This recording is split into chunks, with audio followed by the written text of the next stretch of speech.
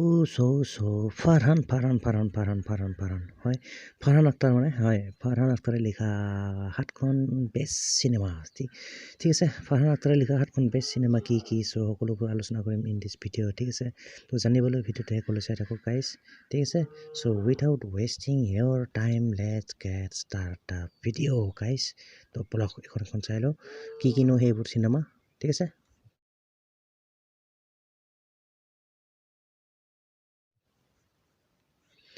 তো ফাৰহান আখতাৰে লিখা মানে 7খন চিনেমা 7 গ্ৰেটেষ্ট ফিল্ম ৰিটেন বাই ফাৰহান আখতাৰ চ' বলক এইখন চাই লওঁ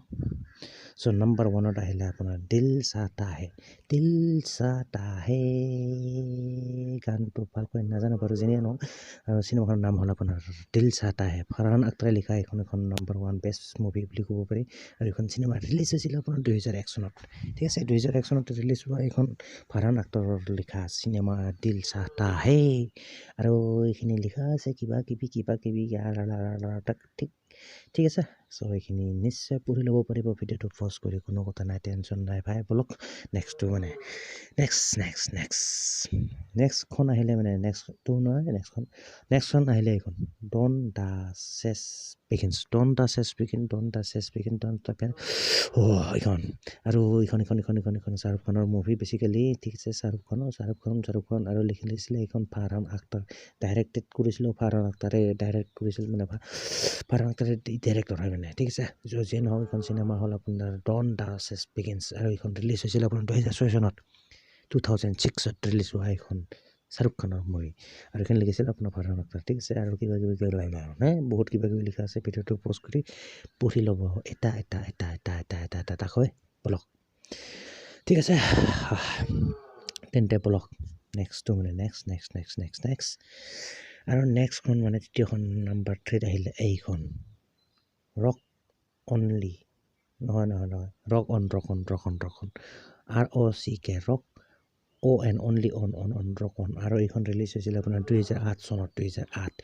2008ত ৰিলিজ হৈছিলে এইখন চিনেমা আৰু দেখিছে ইয়াতে আপোনাৰ কোন সকলোবোৰ আছে ইয়াতে লিখা যি নহওক this is a musician drama written by directed and Abhishek Kapoor with dangerous Farhan Akhtar bye ঠিক আছে চ' যি নহওক এইখন আছিলে আপোনাৰ ৰক অন ফাৰহান আখতাৰে লিখা আৰু গান ৰিলিজ হৈছে আপোনাৰ 2008 চনত ঠিক আছে বলক নেক্সট নম্বৰ 4 5 জিন্দগী না মিলেগি দুবাৰা চ' এইখন বেষ্ট মুভি এইখন বুলি ক'ব পাৰি এইখন বেষ্ট মুভি ফাৰহান আখতাৰৰ দ্বাৰা লিখা যি নহওক আৰু এইখন ডাইৰেক্ট কৰিছিল আপোনাৰ জয়া আখতাৰে ডাইৰেক্ট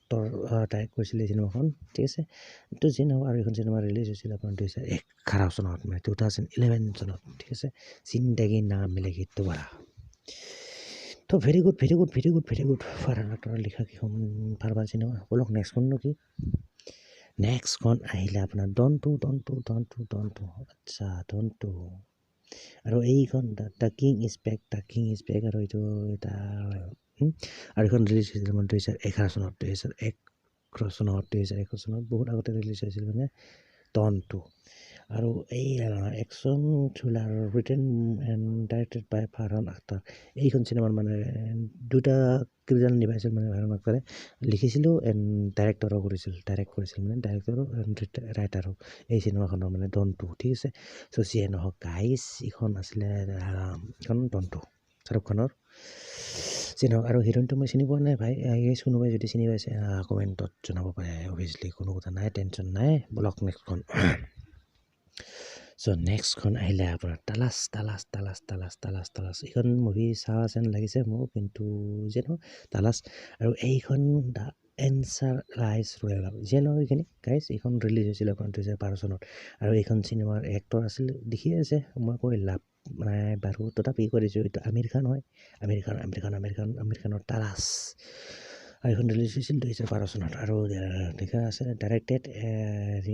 ৰীমা কাকতি এইখন চিনেমা ডাইৰেক্ট কৰিছিল মানে ডাইৰেক্টৰ হৈছিলে এই চিনেমাখনৰ আপোনাৰ ৰীমা কাকতি ঠিক আছে চ' গাইজ আৰু লিখিছিল বাই ফাৰহান আখতাৰ ডাইলগখিনি দিছিলে ফাৰহান আখতাৰ চ' লিখা আছে ধুনীয়াকৈ সৰুকৈ সকলোবোৰ ভিডিঅ'টো পজ কৰি পঢ়ি ল'ব পাৰিব উইথাউট টেনশ্যন নোহোৱাকৈ পঢ়ি ল'ব পাৰিব কোনো কথা নাই ঠিক আছে চ' উইথ ডাইলগ বাই ফাৰহান আখতাৰ সকলোবোৰ লিখা আছে ডিটেইলছত ঠিক আছে পঢ়ি ল'ব তো ব'লক নেক্সট এইখন আছিল তালাছ তাৰপিছত আহিলে এইখন তুফান আৰু এইখন ৰিলিজ হৈছিল 2021 চনত নতুন চিনেমা মানে নতুন ৰিচেণ্টলি ৰিলিজ হৈছে বেছি দিন হোৱা নাই মানে 2021 ৰিলিজ হোৱা এইখন আছিল তুফান ঠিক আছে আৰু এইখন লিখিছিলে আৰু এইখন লিখিছিল ফাৰহান আখতাৰে এণ্ড ডাইৰেক্ট কৰিছিল মানে ডাইৰেক্টৰ হ'ল এইখন চিনেমাৰ আপোনাৰ তুফানখনৰ মানে ডাইৰেক্টেড বাই ৰাকেশ ওম প্ৰকাশ মেহৰা ঠিক আছে এণ্ড ৰিটেন বাই ঠিক আছে ফাৰহান আখতাৰ অলৰেডি কৈ দিলোঁ চ' এইখন আছিল তুফান 2021 চনত ৰিলিজ হৈছিল ঠিক আছে তো ব'লক নেক্সট বুলি ক'লে আৰু নাই আৰু গাইজ চ' এইখিনি আছিল ফাৰহান আখতাৰৰ দ্বাৰা লিখা বেষ্ট 7খন মুভি মানে আটাইতকৈ ভাল 7খন মুভি ফাৰহান আখতাৰে লিখা ঠিক আছে চ' গাইজ মই পুনৰ পৰা নামবোৰ ৰিপিট কৰি দিছোঁ ঠিক আছে চ' ব'লক চ' 7 গ্ৰেটেষ্ট ফিল্ম ৰিটেন বাই ফাৰহান আখতাৰ 7খন আটাইতকৈ ভাল চিনেমা ফাৰহান আখতাৰে লিখা তো ব'লক এখন মানে প্ৰথমখন হ'ল আপোনাৰ দিল চাহতা হে আৰু এইখন আছিল ৰিলিজ হৈছিল আপোনাৰ 2001 চনত তাৰপিছত আহিলে ডনে বুলি কয় দাসী ঠিক আছে এইখন ৰিলিজ হৈছিল আপোনাৰ 2006 চনত তাৰপিছত আহিলে আপোনাৰ ৰক অন আৰু এইখন ৰিলিজ হৈছিল আপোনাৰ 2008 চনত তাৰপিছত জিন্দগী না মিলেগি দুবাৰা আৰু এইখন ৰিলিজ হৈছিল আপোনাৰ 2011 চনত তাৰপিছত আহিলে ডন টু আৰু এইখন ৰিলিজ হৈছিল আপোনাৰ 2011 চনত তাৰপিছত তালাছ আৰু এইখন ৰিলিজ হৈছিল আপোনাৰ 2012 চনত তাৰপিছত আহিলে আপোনাৰ তুফান আৰু এইখন ৰিলিজ হৈছিল আপোনাৰ 2021 চনত চ' গাইজ এইখিনি আছিল আপোনাৰ ফাৰহান আখতাৰে লিখা 7খন গ্ৰেটেষ্ট মুভি চ' গাইজ আশা কৰোঁ ভিডিঅ'টো চাই নিশ্চয় ভাল পালে